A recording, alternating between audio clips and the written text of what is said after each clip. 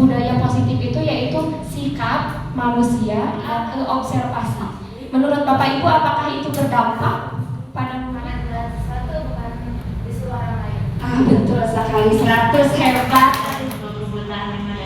Untuk anak. Alhamdulillah.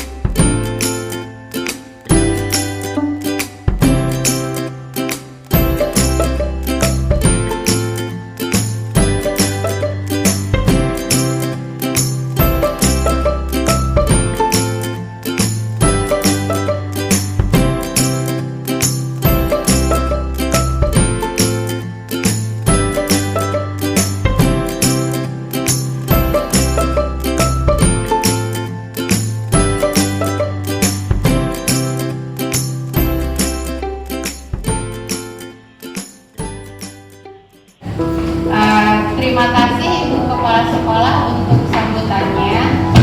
Sekarang kita masuk ke sesi pemaparan ya. Untuk pemaparan materi pertama akan dijelaskan oleh Ibu Elka. Silakan Ibu Elka untuk materi pertama. Baik, terima kasih Ibu.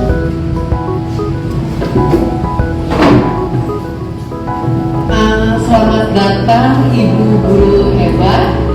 Mari kita belajar bersama, berkolaborasi, saling berbagi demi mewujudkan disiplin positif di sekolah kita semua tercinta.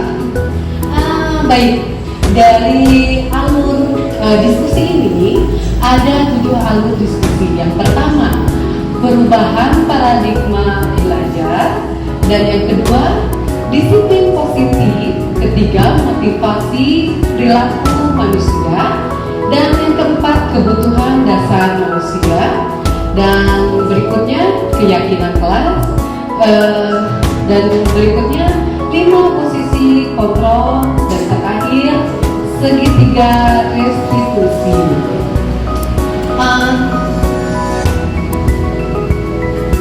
Untuk acara biar tidak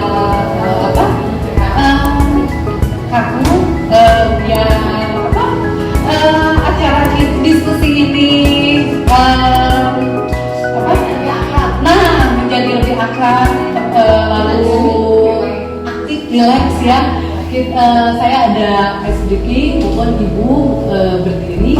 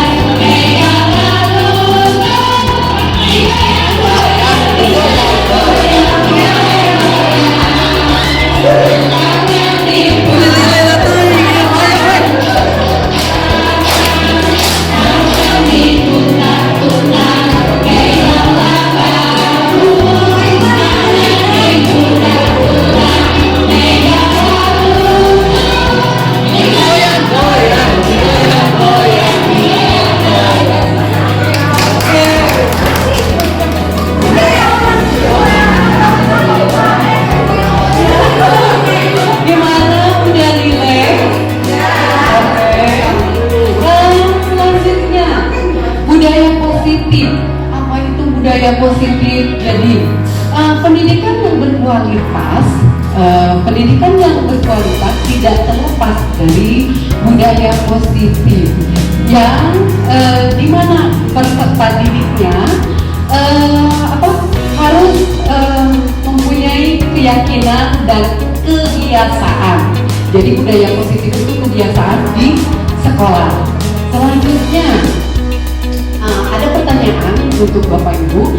Dari budaya positif ini ada hukuman sama ada apa Bu? Nah, ada pertanyaan untuk Bapak Ibu. Nih, apakah pertanyaan ini benar atau salah? Yang pertama, hukuman dapat mendisiplinkan anak. Apakah betul? Betul, salah ini? Salah. Dan yang kedua, memberikan hukuman dengan hal positif seperti membaca atau membersihkan toilet di sekolah dapat meningkatkan disiplin. Benar apa salah?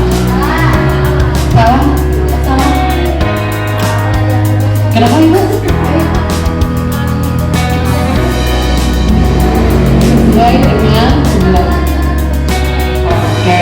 Dan yang terakhir, memberikan penghargaan dapat meningkatkan motivasi. Benar apa salah? Ya. Oke. Baik, pertanyaan ini kita akan menggali dari materi-materi yang tadi akan disampaikan. Ada alurnya ya, ada 7. Berikutnya, pembelajaran paradigma baru, yaitu berdasarkan prinsip pembelajaran yang terdiferensiasi sehingga setiap peserta didik sesuai dengan kebutuhan dari tahap perkembangan untuk mewujudkan profil pelajar Pancasila. Jadi sekolah sekarang itu paradigmanya dari profil pelajar Pancasila. Ada berapa ya profil pelajar Pancasila? Ada yang tahu? Ada 6. Oke, lanjut. Dimensi profil pelajar Pancasila yang pertama, ya, beriman kepada Tuhan Yang Maha Esa. Kalau misalkan ya di sekolah saya SMK dari profil pelajar Pancasila ini, contohnya kayak pas belajar pertama berdoa, lalu ada duha. Apakah sama kayak tahap SD, SMP, SMA? Sama ya, sama yang ini. Dan yang berikutnya, berbineka global. Ada yang tahu apa? Di sini ada yang tahu? Ya, tidak membeda-bedakan. Jadi di kelas itu banyak sekali karakter siswa, di mana karakter siswa itu kan ada yang misalkan sifatnya A, B, C. Nah, kita harus rangkul, ya. Terus selanjutnya bergotong royong. Bergotong royong itu kayak misalkan pembiasaan positif di SMK itu kayak jungsi, sama? Ya, jungsi. Lalu apalagi kerja kelompok, tugas, ya, piket, kerja kelompok juga sama ya, di SD juga ada kerja kelompok gitu. Oke, berikutnya kemandirian. Kalau budaya positif di SMK itu kemandiriannya kayak misalkan mengerjakan tugas. Siswa itu bisa mengerjakan tugas sendiri. Nah, berkaitan dengan kreativitas dari misalkan tugasnya melihat di Google, bisa dengan misalkan ada membuat PowerPoint pakai Canva, ya. Kalau di SMK, kalau di SD, SMP, kreativitasnya sama tidak?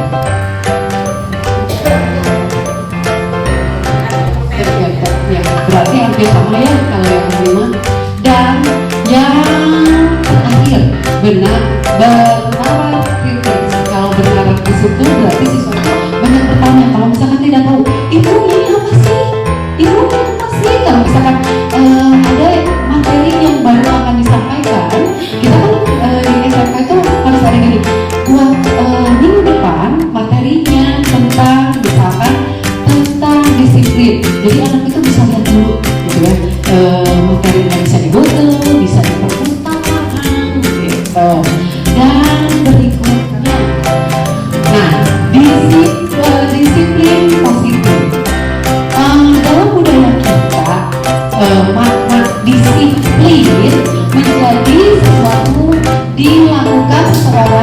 kepada orang lain, mendapat kepatuhan dan kecenderungan menghubungkan kata disiplin dengan ketidaknyamanan.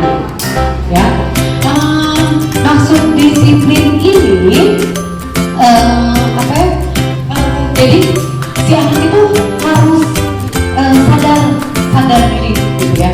Khususnya sadar diri kayak gini. Misalkan saya aja ya ke sekolah kan harus jam 7 ya Bu ya, apalagi sekarang harus absen atau apa gitu ya. Daripada disuruh sama atasan kamu harus jam 7 harus kesini, itu kan kayak bentuk apa ya, hukuman gitu ya. Tapi kalau misalkan saya sadar sendiri, oh iya ya, saya nggak boleh telat. Kalau telat, apa gitu ya. Jadi itu kesadaran diri. Seperti anak didik juga, kalau misalkan ada keyakinan kelas, misalkan kalau masuk tidak boleh telat 15 menit. Jadi daripada anak itu telat, ya mendingan pas saya harus buru-buru nih, daripada gurunya cepat datang, mendingan cepat dulu gitu ya. Disiplin positif. Materi yang saya sampaikan akan dilanjut. Ya, Ibu Ayu silakan.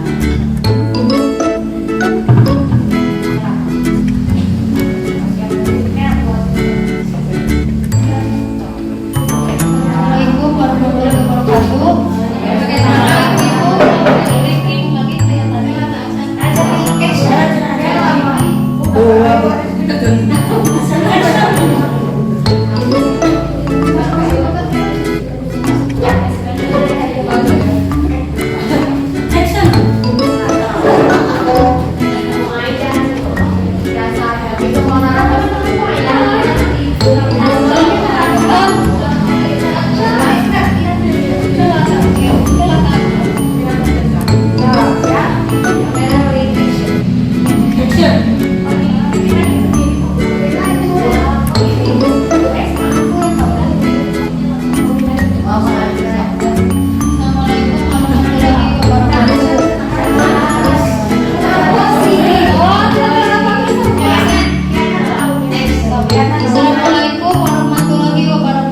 Assalamualaikum warahmatullahi wabarakatuh. Bagaimana Ibu mau speaking lagi atau langsung ke materi?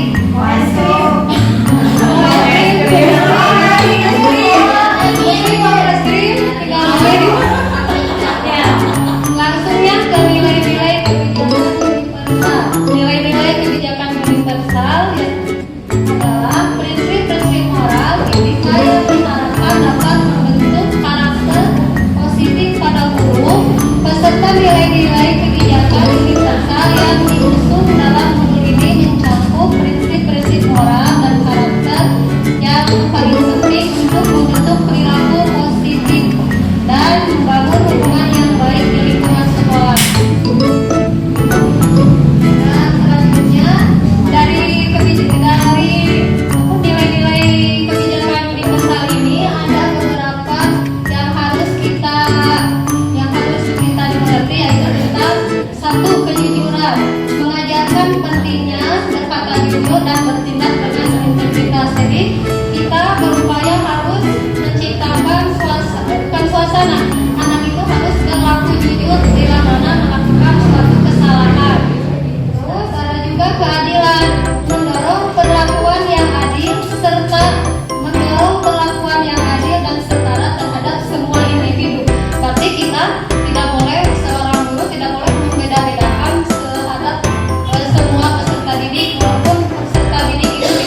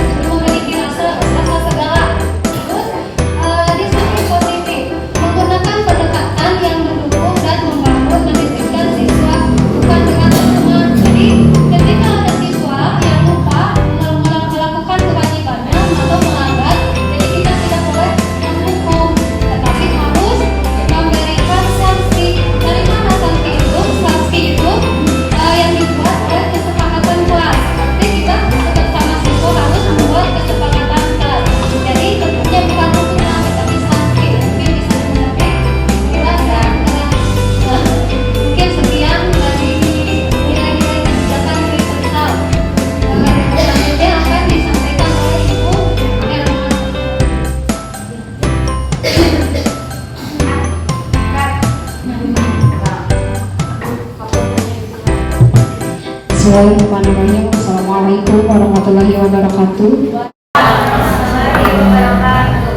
Sekali lagi dan kesekian kalinya saya ucapkan terima kasih sebelum memulai membahas materi pada kegiatan diseminasi modul 1.4 ini. Bapak Ibu guru hebat, pada kesempatan kali ini saya akan membahas mengenai budaya positif. Mungkin dari Bapak Ibu, apa yang ada di benak Bapak Ibu mengenai budaya positif? Ada dua kata dari budaya dan positif. Kira-kira ada apa yang ada terbenak di Bapak Ibu? Budaya positif itu apa sih? Apa? Kebiasaan positif, perbaikan. Gimana Bu? Kebiasaan yang baik, betul. Apa lagi? Ya, jadi yang saya tangkap dari Bapak Ibu mengenai budaya positif, budaya itu kadang kita terfokus pada seni atau adat istiadat. Namun ternyata budaya itu merupakan suatu sikap manusia, tidak harus berupa adat istiadat. Jadi budaya positif itu yaitu sikap manusia yang harus kita ajak untuk mereka melakukan budaya positif, baik itu di kelas maupun di lingkungan sekolah. Dan itu tidak hanya berlaku untuk murid ya, tapi kita juga sebagai pendidik harus membudayakan budaya positif dalam segala hal. Bukan maksud saya untuk menggurui ya Bapak Ibu, saya di sini hanya sekedar sharing dengan Bapak Ibu. Mungkin jika nanti ada yang kurang berkenan bisa menambahkan atau meluruskan. Kita lanjut ya Bapak Ibu. Di sini budaya positif yang tadi dari nilai positif itu bisa dilaksanakan melalui kebiasaan yang positif. Dan ini dilaksanakan secara kontinu, konsisten. Artinya jika budaya positif itu hanya dilakukan dalam satu kali karena ingin diobservasi, misalkan itu pengalaman saya. Bulan kemarin saya observasi tentang disiplin positif. Kita menerapkan hanya saat observasi. Menurut Bapak Ibu, apakah itu berdampak pada murid? Tidak ya, karena di sini sudah jelas bahwa kita harus melaksanakan kebiasaan positif itu secara kontinu dan konsisten. Artinya diulang kepada anak di kelas, misalkan ada keyakinan kelas. Jadi keyakinan kelas dibuat oleh anak, disepakati oleh anak, dan konsekuensinya pun dibuat oleh anak. Jadi kita hanya menjadi perantara bagi mereka, menjadi jembatan untuk menerapkan budaya positif ini. Salah satunya yaitu mengenai disiplin. Disiplin ini mempunyai makna yang luas ya Bapak Ibu. Tidak hanya terkait aturan di sekolah, tapi disiplin dalam membenahi diri. Pengalaman saya di sekolah saya di SDN 1 Bayombo, untuk berubah anak mempunyai nilai budaya positif itu tidak bisa instan, tidak bisa dalam jangka 3 bulan, tidak bisa, karena mereka harus tergerak dari dalam dirinya sendiri, tidak karena beberapa faktor yang nanti akan dijelaskan yang mempengaruhi budaya positif tersebut ya. Di sini disiplin positif itu merupakan pendekatan yang dilakukan untuk mendidik murid untuk mengontrol dirinya dan membentuk kepribadian yang baik. Nah, di sini Bu ada 3 teori motivasi. Yang pertama, menghindari ketidaknyamanan atau hukuman. Yang kedua, mendapat imbalan atau penghargaan dari orang lain.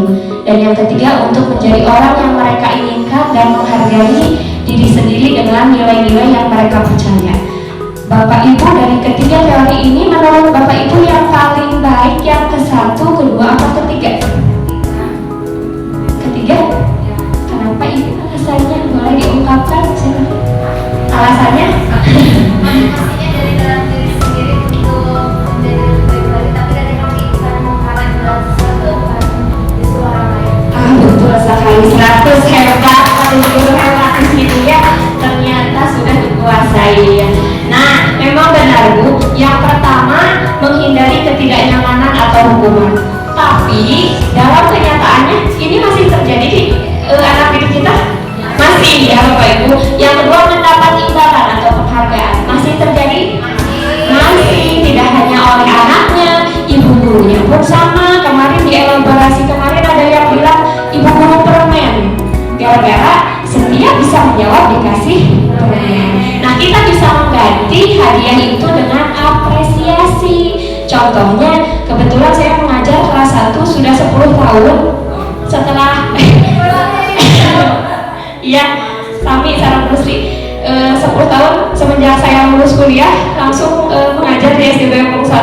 kelas 1 sampai sekarang belum naik-naik. Kalau naik mungkin udah SMP ya Bu ya. Tapi SMA Bu, oh iya. Jadi masih tetap dikasih. Nah, untuk penghargaan yang biasa saya berikan sebelum mengikuti pendidikan ini, saya masih terfokus melihat orang lain. Saya suka memberi hadiah katanya seperti pensil yang lucu-lucu gitu ya untuk menarik, lalu ada serutan untuk anak SD. Tapi ternyata tidak ya. Yang saya lakukan memberi jempol saja berdampak untuk anak didik kelas 1. Dia bisa bercerita ke orang tuanya, wah aku tadi dikasih jempol sama ibu guru. Kan itu tidak berupa barang ya, tapi berupa penghargaan. Jadi ya sama jempol ajaib ya Bu. Ini bisa membuat anak lebih semangat. Ketika membaca bersama kasih jempol langsung nada suaranya tinggi ya. Ya, jadi bentuk hadiah itu mungkin kita bisa ganti dengan apresiasi ya, tidak selalu berupa bentuk tapi motivasi intrinsik yang kita berikan kepada anak.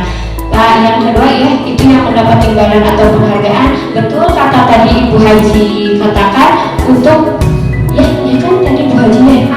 Oh Bu Haji ya, mohon maaf. Ya, untuk iya saya doakan semuanya menjadi doa untuk semuanya. Menjadi orang yang mereka inginkan itu berasal dari dalam diri. Nah, sekarang sebagai pendidik, yuk kita bersama-sama untuk memindahkan dari posisi anak yang ke satu, motivasinya yang kedua, hingga mereka bisa semuanya menjadi berada pada motivasi yang ketiga. Jadi motivasi yang memang benar-benar ada dan keluar atas kemauannya sendiri. Nah, untuk penanamannya, penanaman disiplin. Di sini ada dua motivasi. Yang pertama motivasi ekstrinsik. Motivasi ini yaitu motivasi yang didasarkan dari pihak luar, tidak dari dalam diri. Lalu yang intrinsik itu dari dalam diri mereka sendiri. Yang motivasi ekstrinsik itu di sana ada paksaan. Kita suka memaksa Bu, atau pernah mungkin memaksa. Kurang kali dia nggak bisa baca, kedah biasa. Ini tujuannya harus tercapai. KD ini harus tercapai. Tapi apakah itu berdampak? Berdampak, tapi karena paksaan kurang kali terbiasa maca kekeh kedah harita biasa maca selama kelas 1. Padahal setelah kita mengajari anak bisa membaca itu tidak hanya di kelas 1 Bapak Ibu ya. Dia bisa membaca itu jika di kelas 1 tidak tercapai, bisa di kelas 2, di kelas 3, dan itu sudah terjadi di sekolah saya Bu. Anak kelas 1 kita jangan sampai salah pencap. Anak itu katanya ya bersih, udah ada pandangan negatif gitu Bu ya. Tapi ketika ngobrol ya muncul, dia aktif. Nah itu mungkin bisa peran dari gurunya, peran orang tuanya yang menyebabkan anak tersebut bisa berubah gitu ya Bu. Tapi harus kita yakini poin pentingnya bahwa semua anak itu unik dan mempunyai kelebihan dan kekurangannya masing-masing. Lalu ada di sini yang pertama hukuman. Hukuman ini berdampak sangat negatif dan dalam jangka panjang. Hukuman itu bisa kita berikan dan diingat anak. Mungkin ketika kita memberi hukuman anak itu kelas 1, di kelas 6, di SMP, di SMA, bahkan mungkin bisa saja seumur hidupnya diingat. Si bapak itu dulu saya pernah dilempar sama hapus, misalkannya itu membekas di hatinya. Jadi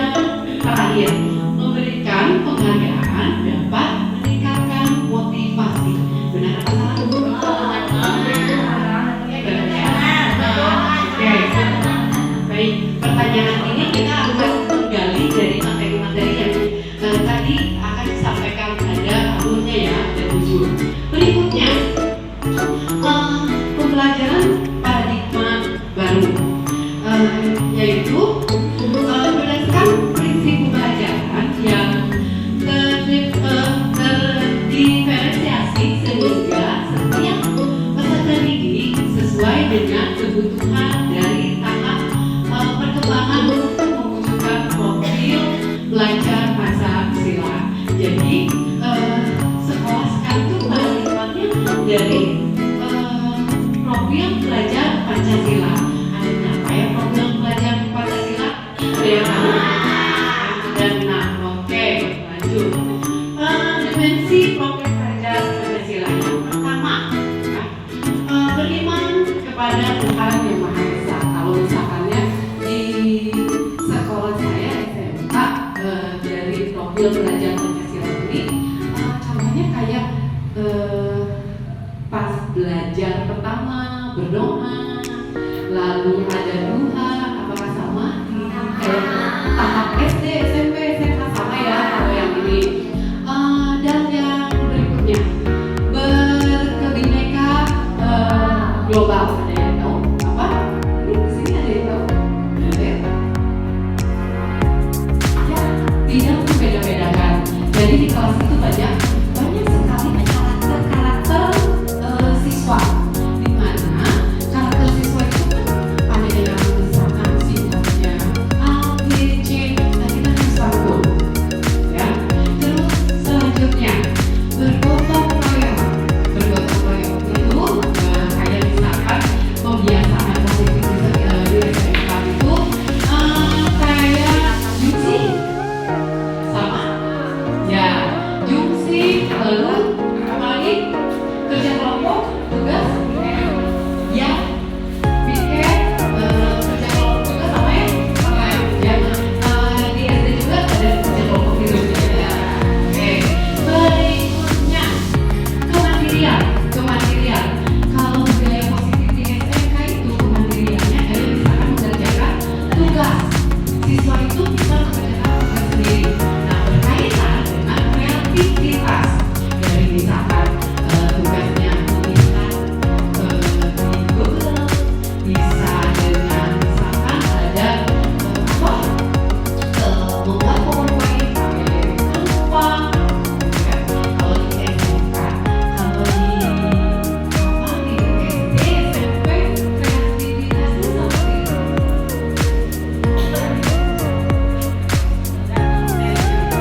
Berarti SD sama ya kalau yang itu. Dan yang terakhir, benar bertaraf kritis. Kalau bertaraf kritis itu berarti siswa banyak bertanya. Kalau misalkan tidak tahu, ibu ini apa sih? Ibu ini apa sih? Kalau misalkan ada materi yang baru akan disampaikan, kita kan di SMK itu selesai buat minggu depan materinya tentang misalkan tentang disiplin. Jadi anak itu bisa dulu gitu ya. Materinya bisa di Google, bisa di perpustakaan gitu. Dan berikutnya, nah disiplin positif. Dalam budaya kita, makna disiplin menjadi di mana segitiga dan disiplin biasanya dianggotakan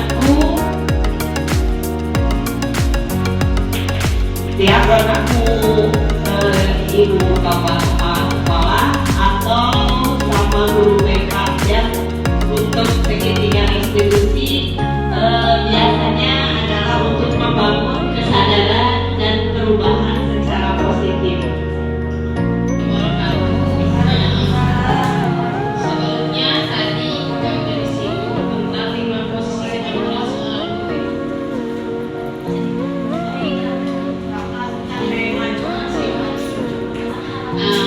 Mungkin saya akan bahas lebih detail lagi.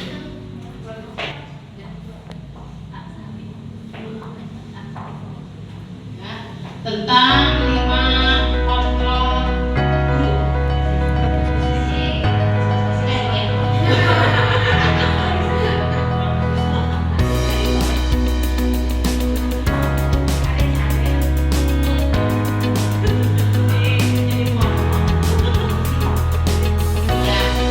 Tadi sebelumnya udah disinggung beberapa kali ya sama Ibu Irma sama mungkin lebih yang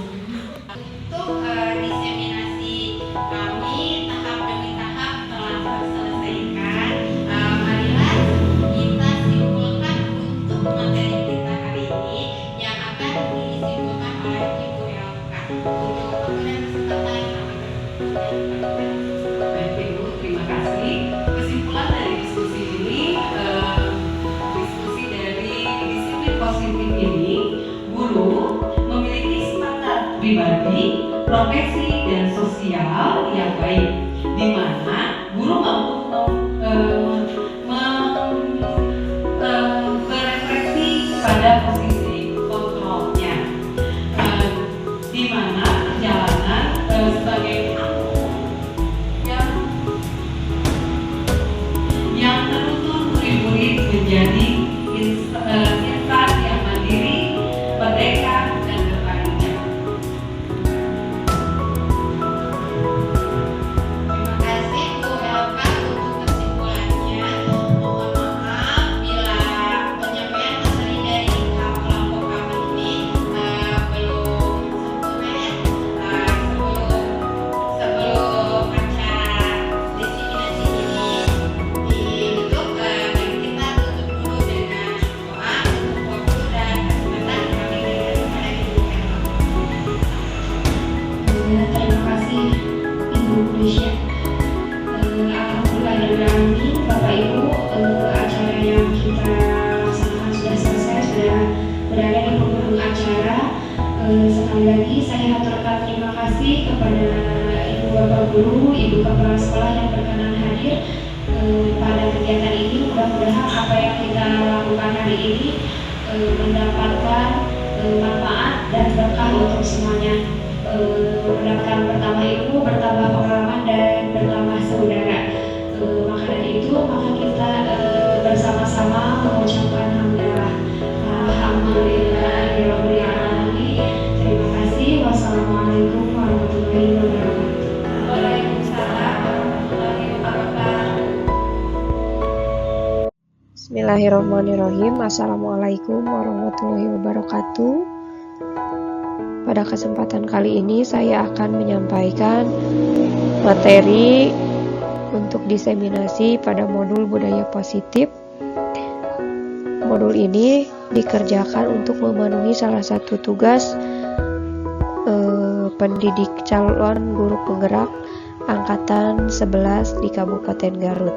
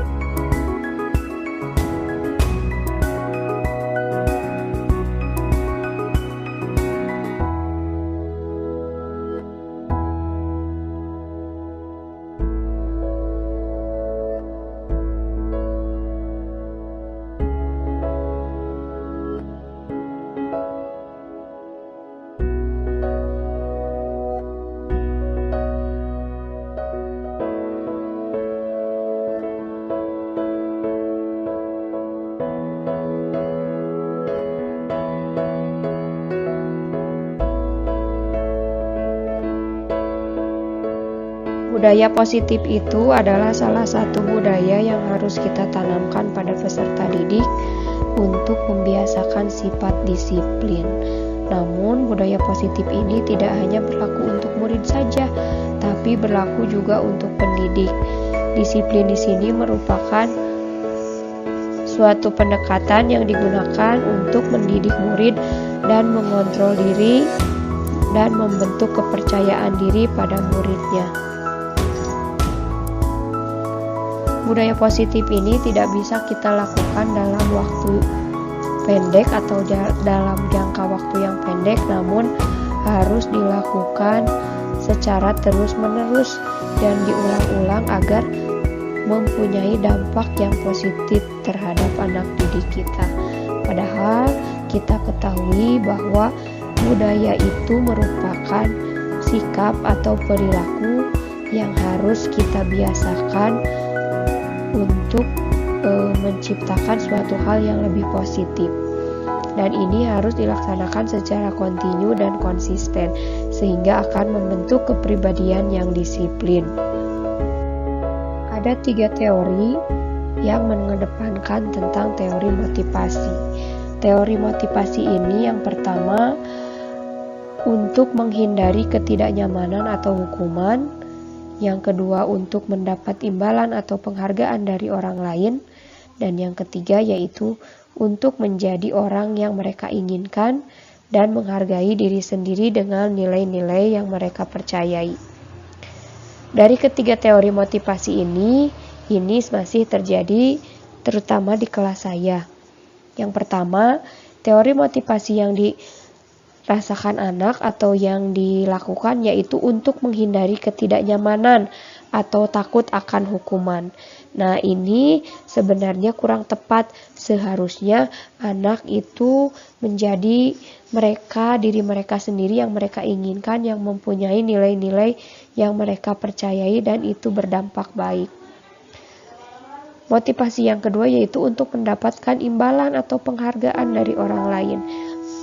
Teori ini juga dapat berkembang pada anak didik kita ya. Mereka ingin menjadi seseorang yang mendapatkan penghargaan dari orang lain. Namun teori yang paling tepat yaitu menjadi mereka yang benar-benar ingin berubah dari dalam diri mereka sendiri. Selanjutnya untuk motivasi itu ada 2 bagian atau ada 2 jenis. Yang pertama ada motivasi ekstrinsik dan yang kedua ada motivasi intrinsik. Motivasi ekstrinsik ini berasal dari mode paksaan. Ini biasanya berupa hukuman dan akan berefek atau berdampak negatif dalam waktu yang panjang.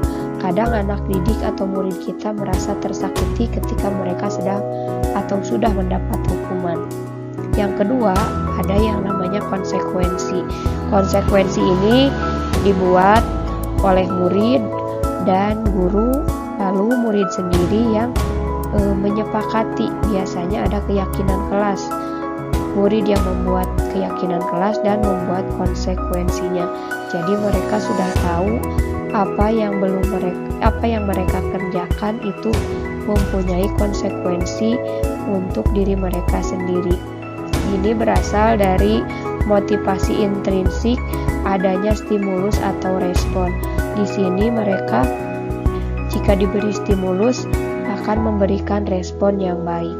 Nah, yang ketiga ada teori kontrol restitusi. Di sini dalam restitusi anak mendapat penguatan. Ketika anak berbuat salah, kita tidak bisa langsung menghukum. Mungkin sebelum saya mempelajari modul ini, hukuman itu adalah suatu hal yang ajaib yang bisa kita lakukan kapan saja, tapi ternyata itu kurang tepat. Ada yang namanya segitiga restitusi. Segitiga restitusi ini yaitu untuk murid menyelesaikan masalah dengan posisi kontrol mereka masing-masing. Selanjutnya ada kebutuhan dasar manusia. Ada 5 kebutuhan dasar manusia. Yang pertama, kebutuhan untuk bertahan hidup seperti makan, pakaian, dan tempat tinggal. Yang kedua, kebutuhan kasih sayang dan rasa ingin diterima. Yang ketiga, kebutuhan penguasaan atau pengakuan. Keempat, kebutuhan kebebasan. Dan kelima, merupakan kebutuhan kesenangan. Perilaku yang ditunjukkan oleh siswa bisa disebabkan oleh kebutuhan dasar mereka yang belum terpenuhi. Jadi jika di sekolah kita ada anak yang ingin diperhatikan, ayo kita cari tahu penyebabnya apa. Apakah kebutuhan bertahan hidupnya yang belum terpenuhi, atau mungkin saja kebutuhan kasih sayang dan rasa ingin diterima mereka di keluarga bermasalah, dan kebutuhan-kebutuhan lain.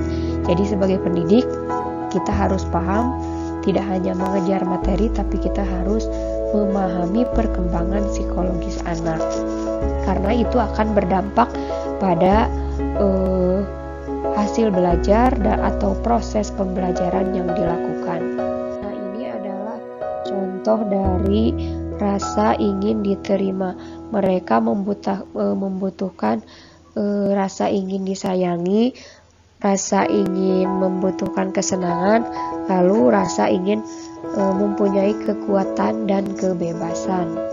Selanjutnya, di sini ada 5 peran kontrol guru. Yang pertama sebagai penghukum, pembuat rasa bersalah, sebagai teman, sebagai pemantau dan sebagai manajer. Dari kelima posisi atau peran kontrol ini mempunyai kelebihan dan kekurangannya masing-masing. Kita lihat bersama-sama peran kontrol guru sebagai penghukum. Ini didasari oleh motivasi eksternal atau motivasi dari luar yang hasilnya akan memberontak, menjadi pendendam, bahkan menyalahkan orang lain, menghardik, menunjuk, menyindir, dan dampaknya akan melakukan kesalahan secara berulang kali. Dampaknya perilaku agresif. Jadi perilaku ini adalah perilaku kontrol yang negatif. Posisi kontrol atau peran kontrol yang kedua yaitu membuat orang merasa bersalah. Ini dikatakan lebih berbahaya jika dibandingkan oleh penghukum. Akan berdampak lebih lama, bahkan dalam waktu yang lebih lama dibandingkan dengan hukuman. Hasilnya akan menyembunyikan, menyangkal atau berbohong. Lalu di sini bisa berceramah, menunjukkan kekecewaan yang mendalam. Dampaknya anak akan merasa rendah diri, merasa gagal dan tidak berharga.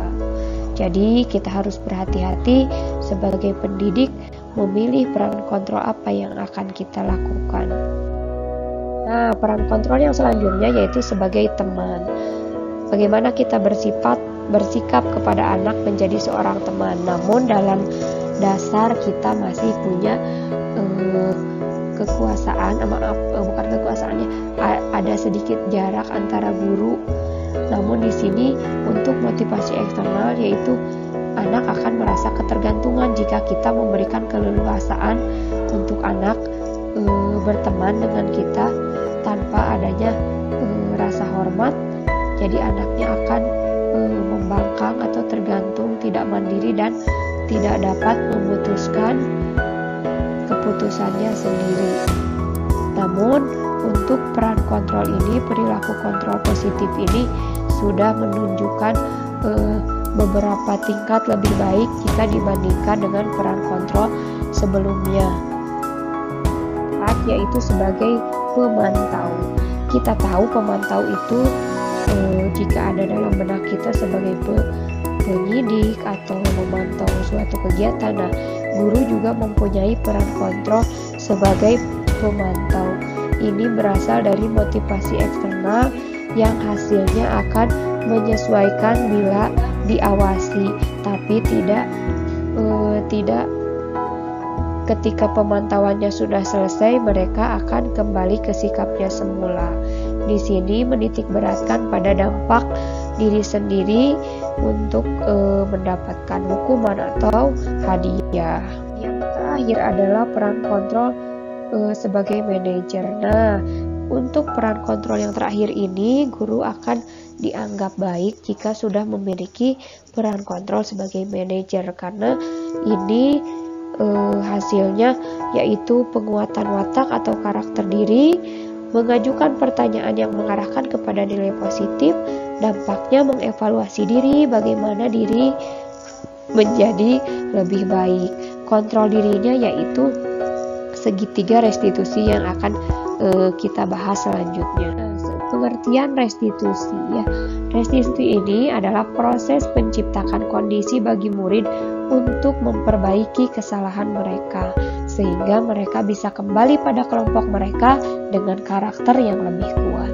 Restitusi juga adalah proses kolaboratif yang mengajarkan murid untuk mencari solusi untuk masalah, membantu murid berpikir tentang orang lain seperti apa yang mereka inginkan dan bagaimana mereka harus memperlakukan orang lain.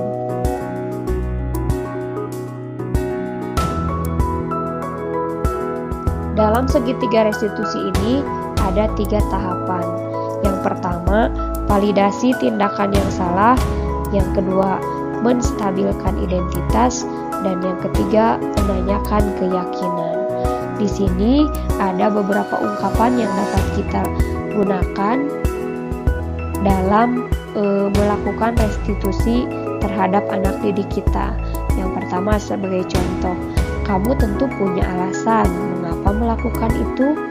Adakah cara yang lebih efektif untuk mendapatkan apa yang kamu butuhkan? Keyakinan kelas apa yang telah kita sepakati? Kamu ingin menjadi orang yang seperti apa? Setiap orang pasti pernah melakukan kesalahan. Kamu bukan satu-satunya yang pernah melakukan ini. Nah, dalam segitiga restitusi kita tidak bisa semena-mena langsung menghukum anak, namun melakukan dulu validasi tindakan yang salah. Apakah anak itu sudah menyadari kesalahannya? Setelah itu menstabilkan identitas dan menanyakan keyakinan yang telah mereka buat di kelas.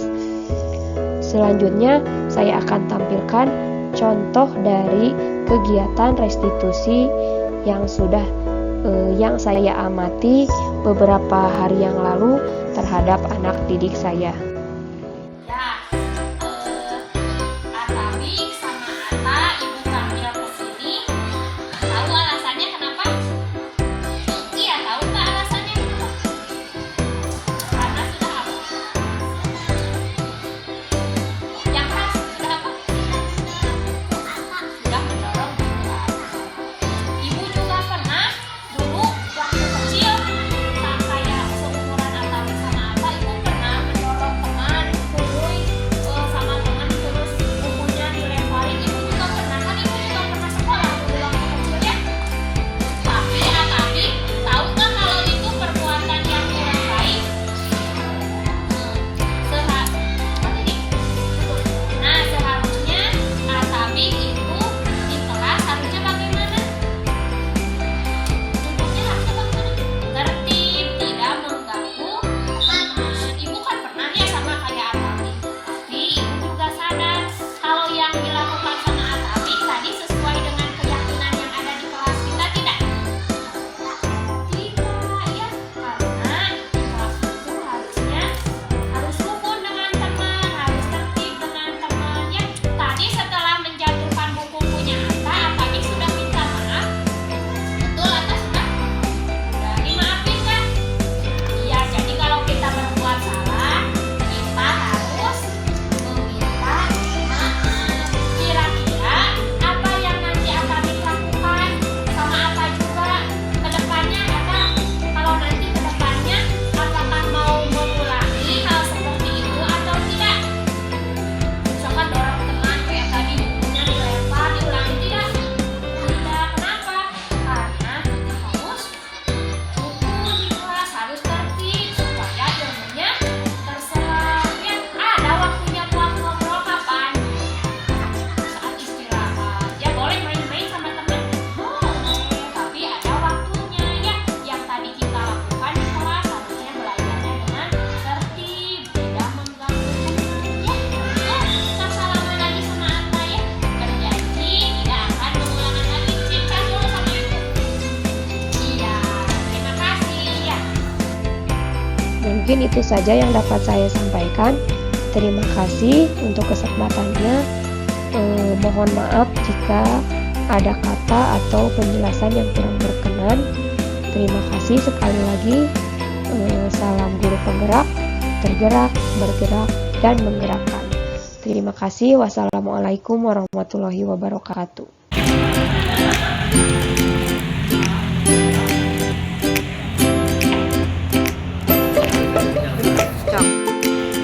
Lima kebutuhan dasar.